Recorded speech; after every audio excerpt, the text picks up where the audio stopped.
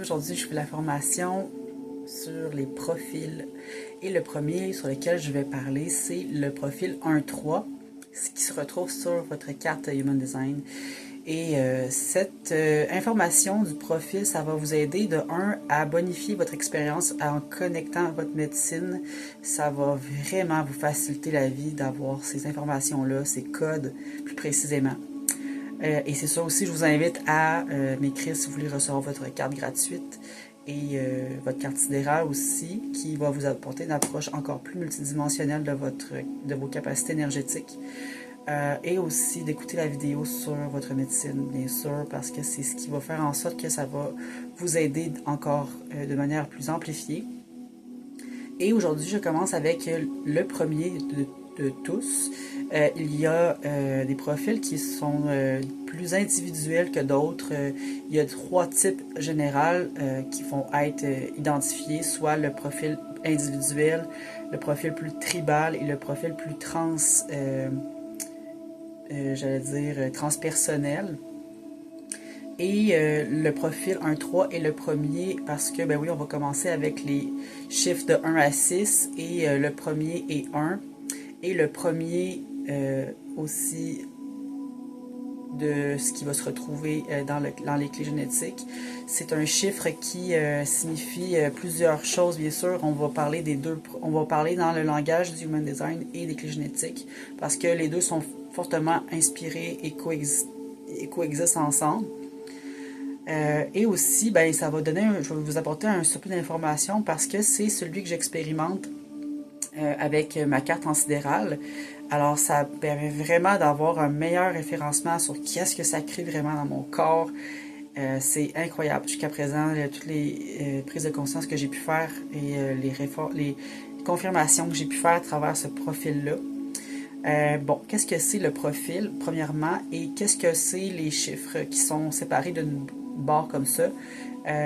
C'est aussi une représentation très duelle, qui représente une dualité entre deux, on va appeler comme deux opposés, un peu comme la carte du Human Design, vous allez voir votre colonne noire et rouge étant la personnalité et le corps inconscient. Donc, c'est la même chose avec votre profil. Vous allez avoir de l'information sur le premier chiffre et le deuxième chiffre. Le premier étant le corps conscient de votre personnalité. Donc, vous savez très bien que cette information que vous allez recevoir, ça vous revient dans votre esprit. Ça vient vraiment confirmer. Vous êtes conscient de cet aspect-là de vous. Et le 3, c'est surtout votre entourage qui va en être plus conscient. C'est ce que vous émanez, ce que vous reflétez dans votre corps, la manière dont vous bougez, vous vous placez dans le mouvement. Et c'est très inconscient comme comportement.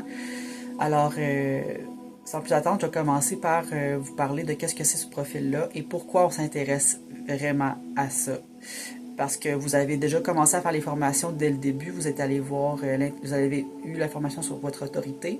Vous avez eu aussi la formation sur qu'est-ce que c'est votre médecine, ou plus précisément votre porte solaire.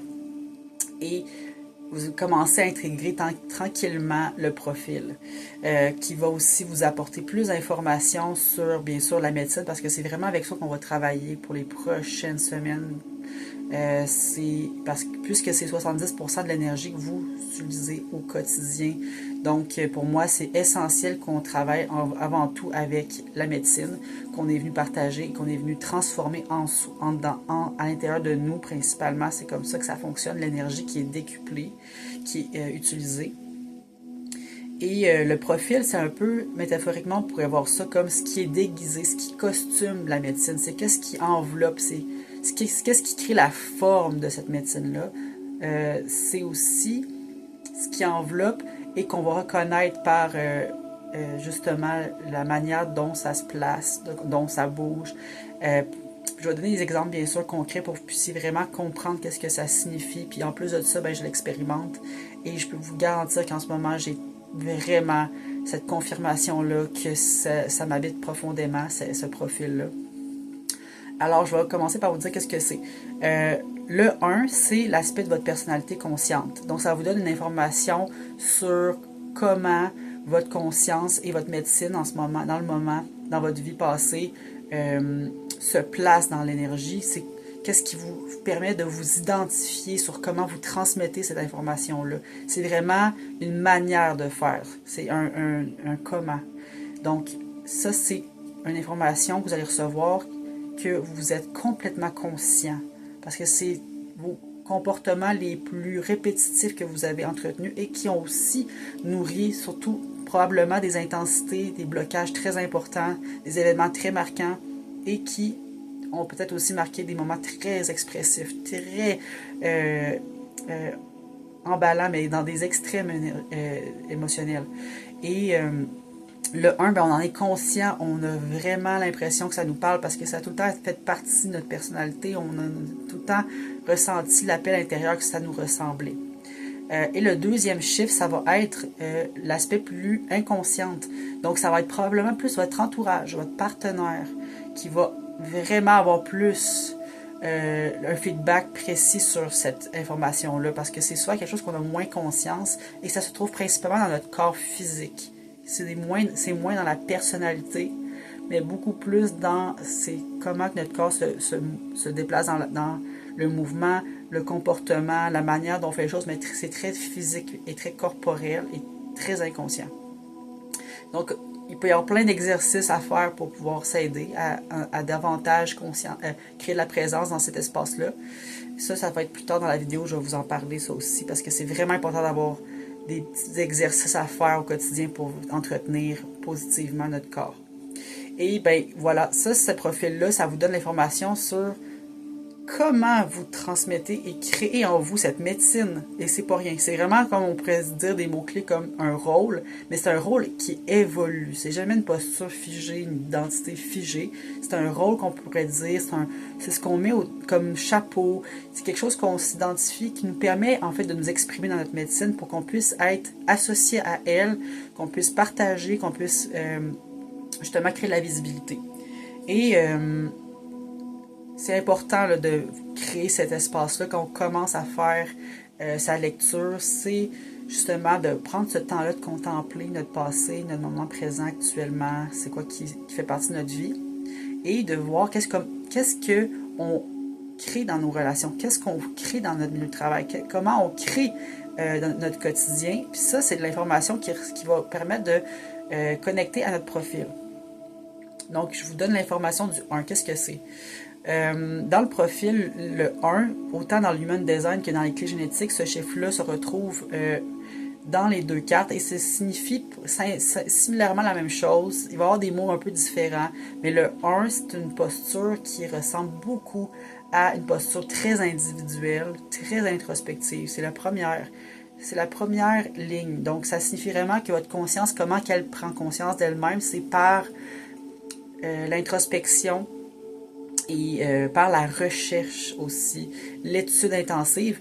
Dans le Human Design, on va l'appeler cette ligne-là de l'investigateur. Dans le Jinsky, on va l'appeler plutôt le créateur. Parfois, ça va être d'autres mots, mais en tant que tel, c'est très individuel, très introspectif. Donc, la conscience qui prend conscience d'elle-même, donc votre conscience qui prend conscience d'elle-même, mais ça va être à travers cette introspection-là et aussi cette recherche. Parce que dans le 1, c'est toujours un cheminement évolutif, mais c'est pour la vie, c'est un cheminement évolutif de vie. Et il y a constamment des changements, c'est sûr, dans l'approche.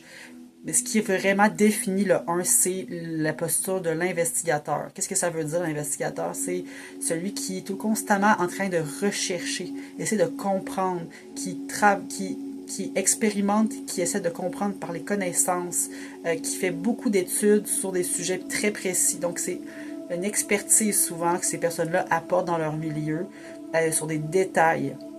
Et ça me rejoint beaucoup le 1. Justement, c'est comme je vous dis, c'est mon profil. Et le 1, j'ai l'impression que c'est dans la racine, mon fonctionnement, parce que tout ce que j'ai pu retracer dans le passé jusqu'à aujourd'hui m'ont constamment amené dans cette introspection-là de recherche, d'expertise.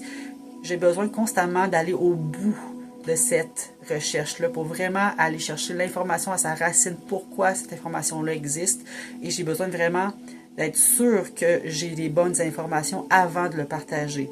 Et ce qui peut arriver avec cette énergie-là du 1, c'est ces personnes-là qui ont le 1, surtout quand c'est dans votre personnalité, puis que vous êtes vraiment conscient, parce que c'est ça que ça signifie le 1, c'est qu'on est très conscient, c'est qu'on peut avoir aussi vécu beaucoup d'insécurité, et que ben, pour combler cette insécurité-là, cette peur-là d'être dans une insécurité, ben, c'est qu'on avait besoin d'approfondir une connaissance à un degré tellement profond que grâce à cette recherche-là, qui peut être sur du très long terme, ben là, on a réussi à tomber sur les bonnes informations, à ces bonnes études-là. Et ben, ça nous sécurise, ça crée les fondations de notre sécurité. Et en même temps, quand on sent que c'est le bon moment de le partager, on le fait parce qu'on a mis beaucoup de temps à l'intégrer, à faire sa recherche, à vraiment peser le pour et le contre, dans une vision vraiment de vision collective aussi. Souvent, c'est dans un but de partager pour le collectif, mais avant tout, la recherche se fait vraiment de manière introspective et c'est beaucoup de temps seul aussi qui est investi là-dedans. Souvent, ça va être des chercheurs qui vont avoir cette ligne-là, ça va être des scientifiques, ça va être des personnes qui sont très, très curieuses. C'est des traits qui sont reconnus dans cette ligne-là parce que c'est leur moteur qui leur permet d'aller approfondir et c'est une dynamique qui est constante, donc qui fait partie de l'énergie mécanique constante, donc ça fait partie du quotidien. Sur du long terme, ça va être comme ça que le fonctionnement va se faire. Mais ce qui va arriver, c'est que ben, dans la ligne du 1, il peut y avoir beaucoup d'épreuves et d'obstacles parce que justement, cette connaissance-là qu'on recherche à affiner au plus profond de nous-mêmes peut demander énormément de patience, de temps seul, de mettre des limites claires pour pouvoir avoir le temps de faire ces recherches-là. Ça peut être par la lecture, ça peut être par la discussion, les rencontres, ça peut être plein de médiums, mais c'est vraiment un temps d'intégration très, très long. Et souvent, les personnes qui ont le 1, ben, ils vont être jumelés avec une énergie, comme on voit dans le 3, qui est celui que je vous parle aujourd'hui, mais qui pourrait être aussi avec le 5, avec le 4. Et quand on les jumelle ensemble, ben là, on voit vraiment le but de cette ligne-là. Donc, voilà pour le 1. Et moi, ce qui me ferait vraiment, vraiment écho avec le 1, c'est ce que j'ai entretenu toute ma vie. Parce que maintenant, j'ai la possibilité aujourd'hui de mettre des mots clairs sur qu'est-ce qui s'est produit dans mon passé et dans mon moment présent. Le 1, ça me signifie sur ma médecine, en fait, c'est que ça me dit que ben, pour que ma médecine soit vraiment en profondeur puis qu'elle soit réceptive, ben, elle a besoin de temps, de solitude, de profondeur, de recherche, d'introspection et d'aller peaufiner une expertise à travers le point de vue que j'y accorde. Et c'est souvent dans un but d'aller créer une crédibilité, dans un but de créer une autorité, et pas une autorité de supériorité. Là. On parle vraiment d'autorité de ce qu'on a mis comme temps là-dedans, dans cette recherche, et qui a une valeur, et qui, avec le temps, crée une certaine forme d'autorité. Et c'est pas nécessairement, comme je vous dis, quelque chose de meilleur, c'est juste le temps qu'on a accordé, à quel point ça a été un long moment, un long cheminement et une longue recherche avec des informations concises. Et souvent, on va aller chercher des informations qui sont vraiment valides. Ça peut aller à plein de médiums, comme je vous disais. Ça peut être un scientifique qui fait de la recherche en laboratoire puis qui a besoin constamment de faire sa recherche à travers l'expérimentation. D'autres, ça va être par rapport à l'étude, la lecture. Bref, il y a plein de médiums. Et pour comprendre un peu plus qu'est-ce qui est associé à notre médecine quand on a le 1, on peut associer le 1 à une médecine justement qui va se développer dans une expertise très très pointue, un sujet qui va avoir pris du temps à mûrir et qui va aussi être partagé à des moments où là, la fondation est solide et la sécurité intérieure est présente. C'est ça qui fait en sorte que le message, si on veut, la médecine, va être un message de profondeur et un message qui va probablement rejoindre la médecine de cette personne-là qui a besoin de l'activer en elle aussi. Ça va peut-être aider, en fait, de créer cette sécurité-là chez l'autre parce que c'est ça la fréquence dans laquelle le 1 cherche à aller, c'est aller dans cette profondeur-là. C'est un trou parfois sans fin. Malheureusement, ça peut être très demandant quand on n'a pas les bons outils. Mais quand on commence à pratiquer davantage, puis à comprendre notre carte, puis à comprendre notre histoire, à comprendre à comprendre nos fonctionnements, c'est là que ça devient beaucoup plus facilitant. Mais ce qui peut arriver si on n'est pas à l'écoute de nos besoins, on n'est pas à l'écoute de nos limites, puis qu'on met beaucoup trop d'énergie, on peut s'épuiser à cause que on est moins à l'écoute corporelle, mais beaucoup plus dans une écoute qui peut être énergivore pour le mental. Donc ça demande beaucoup de temps d'intégration. C'est pour ça que quand on parle d'expertise, ces personnes-là, c'est qu'ils ont mis énormément de temps dans ces recherches.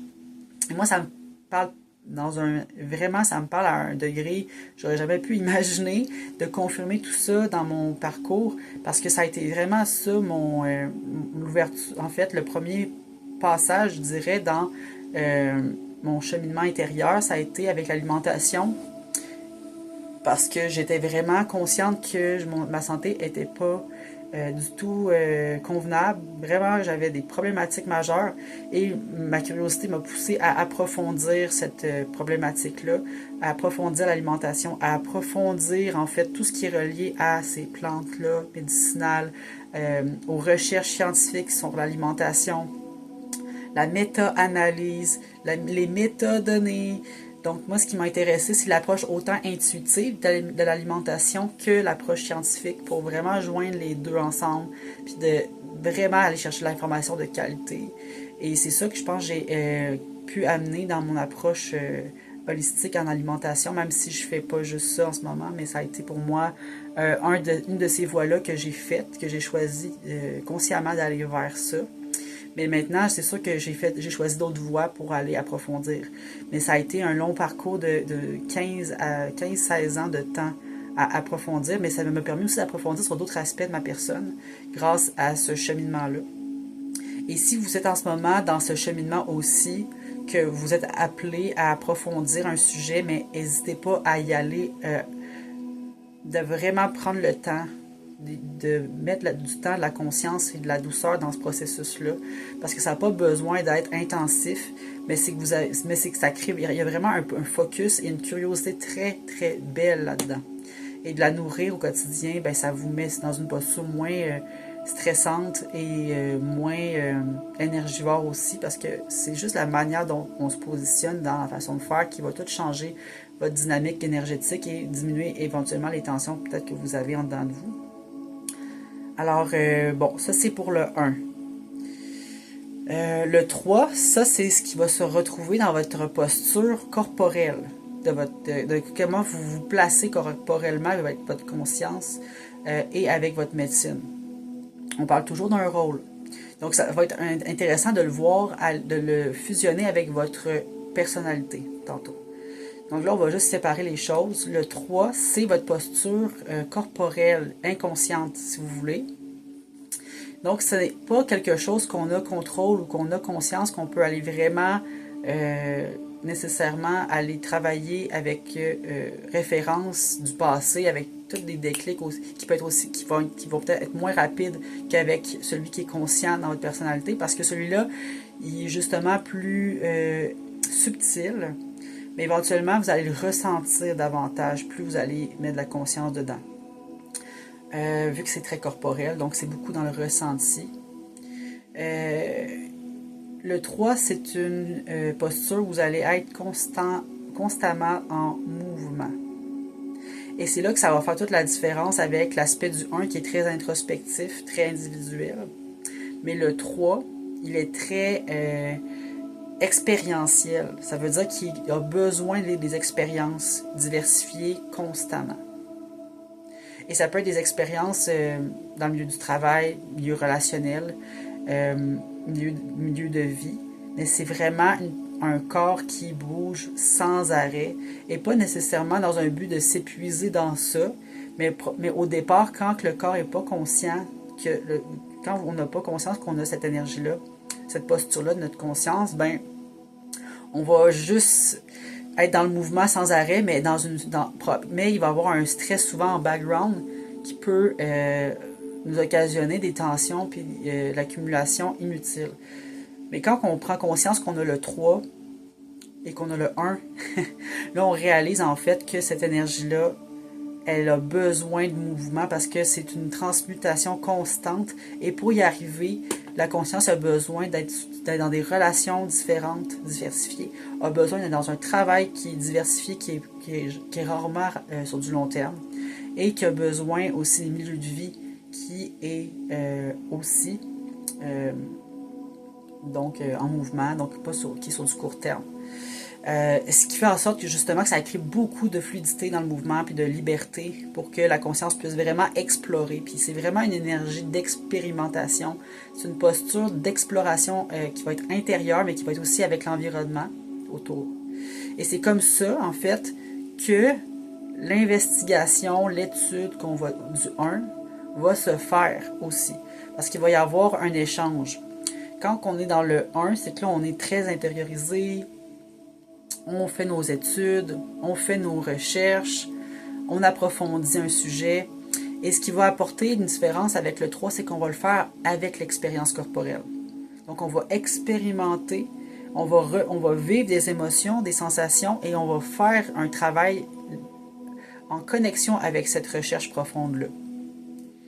Donc, si on voit un peu la différence avec le 1 et le 1,5 par exemple et le 1,3, juste pour que vous puissiez avoir une comparaison, le 5, lui, il va être beaucoup plus être dans une posture de solutionneur.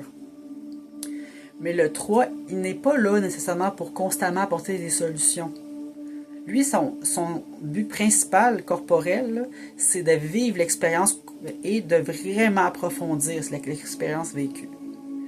Et ce qui va faire en sorte que cette expérience est puissante, c'est que l'énergie du 1 va vouloir tout le temps approfondir, créer de la profondeur, de la solidité, de la compréhension et probablement faire des recherches à travers cette expérience-là qui a été vécue, faire des études, la lecture, aller voir faire des rencontres. Bref, c'est très approfondi. Mais le 5, lui, c'est pas ça, c'est pas sa posture dans laquelle il va être. Il va être dans une médecine où que lui, son approche, c'est d'être le solutionneur, la personne plus dans une posture de leadership versus le 3. Le 3 qui a simplement besoin d'être dans une posture beaucoup plus individuelle par lui-même, n'a pas nécessairement besoin de se faire dire quoi faire. Même si tout le monde ne devrait pas se faire dire quoi faire, le 3, c'est celui peut-être qui est le plus rebelle de tous, parce que cette énergie-là a vraiment besoin de mouvement. Et quand on bloque ce mouvement-là, on ne permet pas à la conscience d'expérimenter par elle-même, puis vivre l'expérience complète. Puis ça se peut que ça soit de la souffrance, ça se peut que ça soit un blocage que la personne vive, ça se peut que ça soit un essai-erreur, mais peu importe ce qui va arriver, c'est comme ça que la personne va vraiment comprendre à sa racine. Et arrêter et stopper ces personnes-là, ce qui va arriver, c'est que elles vont refouler de l'énergie et n'auront pas la capacité d'aller à ressentir leur profonde médecine en elles. Donc, juste pour vous donner un exemple, là, je parlais du 1-3. Qu'est-ce que ça fait qu'on les met les deux ensemble? Parce qu'ils travaillent toujours les deux ensemble, les deux profils. C'est toujours connecté. C'est juste que, comme je vous dis, le 3, on le sait moins avec notre personnalité, notre ego. On comprend moins cette énergie-là, mais elle fait partie constamment de nous. Et moi, ce que j'ai réalisé, c'est que le 3, en fait, en fait, c'est récent que j'ai réalisé ça, parce que j'avais pas nécessairement compris tout le fonctionnement du 3 encore, puis ça fait des années que j'étudie le Human Design, là, ça fait plus de 10 ans que je l'étudie. Puis le 3, j'ai réalisé, en fait, qu'est-ce que ça signifie vraiment. Et là, c'est encore plus clair maintenant. Puis là, mes références sont beaucoup plus clarifiées sur mon passé, mon présent, qu'est-ce que je suis en train de faire, ce que je veux partager. Parce que j'avais beaucoup, des fois, des tensions, même je dirais même de la culpabilité envers le 3, envers cette énergie-là dans laquelle je suis constamment appelée à bouger. Par moments, je me sentais coupable. De sentir que mes relations changeaient rapidement, que mes relations de couple allaient vraiment vite, que c'était une accélération constante, milieu de vie. Je dois avoir vécu au moins dans une quinzaine d'endroits depuis que j'ai quitté le milieu familial. Je dirais pas le nombre d'emplois que j'ai eu parce que ça finit plus.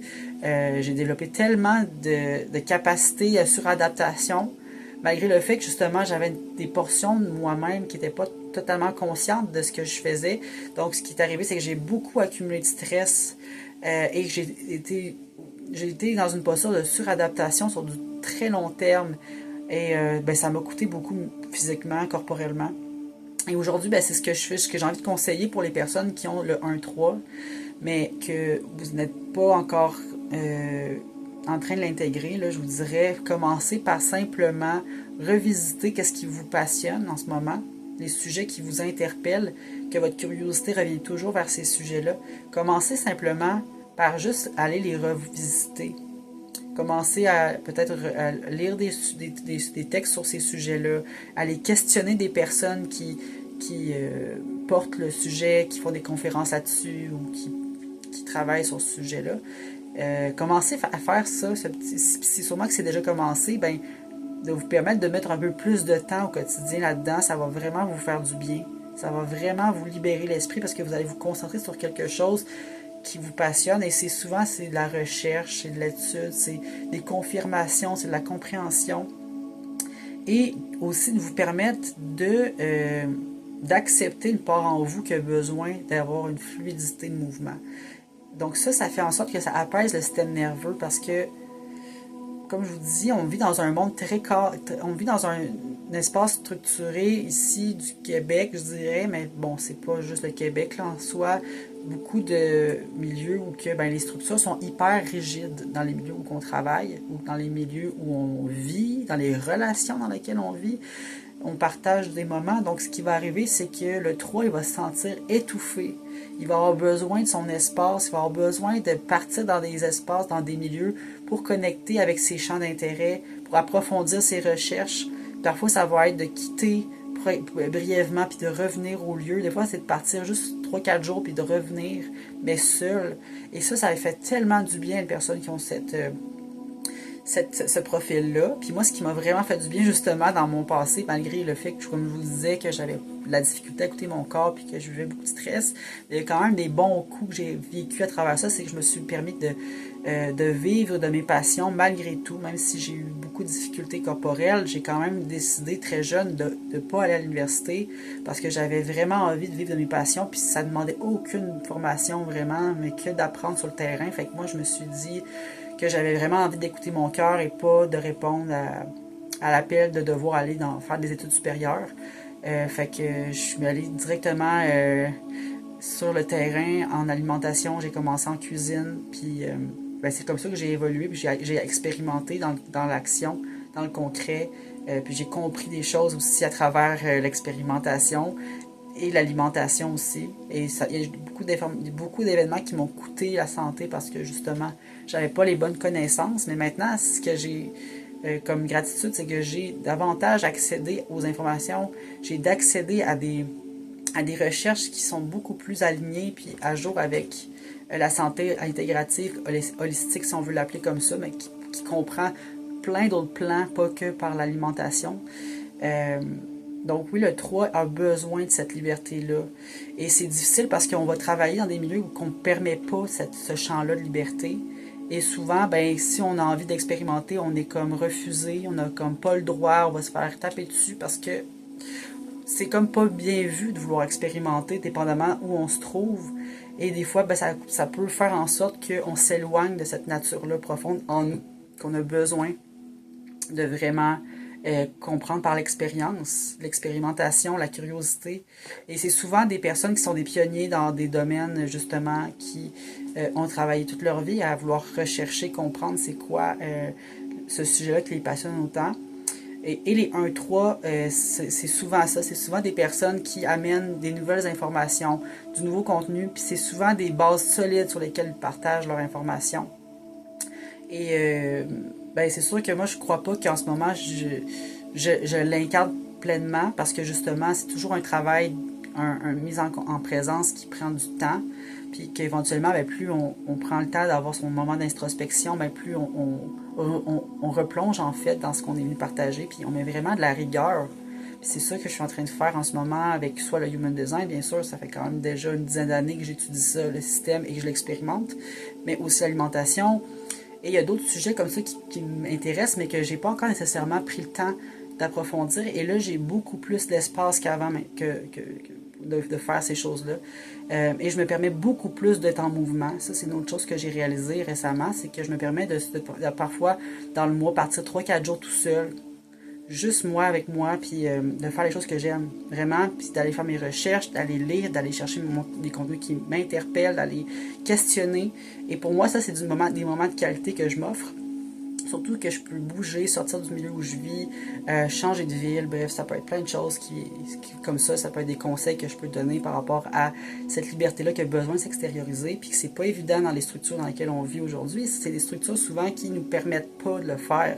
Et ben moi, c'est ça un petit peu que j'encourage pour les 1-3, c'est de vous permettre cette liberté-là d'expansion, vous permettre des voyages seuls, de vous permettre d'aller donner du temps seul dans vos sujets d'expertise qui vous interpellent vraiment profondément.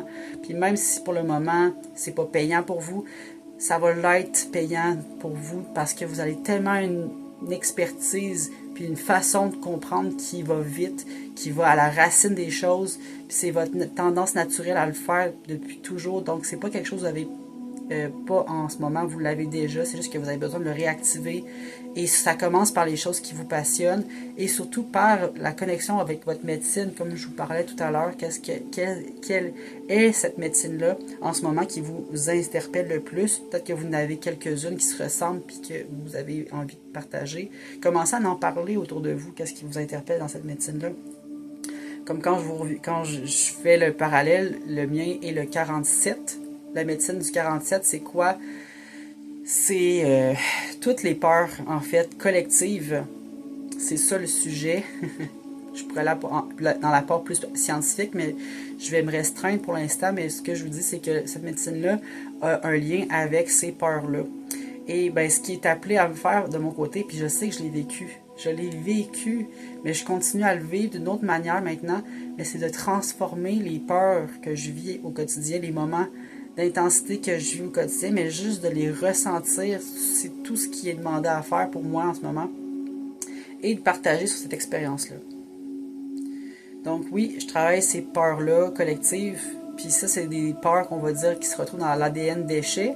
Et ben oui, c'est des émanations de ma génétique, de mes lignées. Et c'est vraiment intégré dans le corps physique. Alors, c'est des douleurs qui vont parler aussi. Et j'ai commencé tranquillement justement à travailler là-dessus et je reçois des massages qui m'aident énormément à ressentir les tensions, les souffrances qui sont vraiment à la racine. Puis juste de les ressentir, ces souffrances-là, c'est ça qui fait partie de ma médecine en fait. C'est de les ressentir pour ce qu'elles sont, sans les teinter puis les filtrer. Puis probablement qu'à force de faire ça, moi ce que je pense, entre avec la recherche dans laquelle je me trouve, c'est vraiment de trouver des aspects de ces sensations-là, des points positifs, de quand même tenter à travers la souffrance qu'on vit, d'y voir quelque chose de positif là-dedans, ce qui n'est pas évident quand on est dedans, mais sur le coup, ça se développe. C'est ça dans laquelle en ce moment je suis appelée à aller travailler, à aller œuvrer. Et pour les personnes qui sont 1-3, vraiment, vous avez votre médecine, votre force de vie dans les clés génétiques ou votre porte solaire consciente dans votre carte du Human Design en sidéral, bien sûr.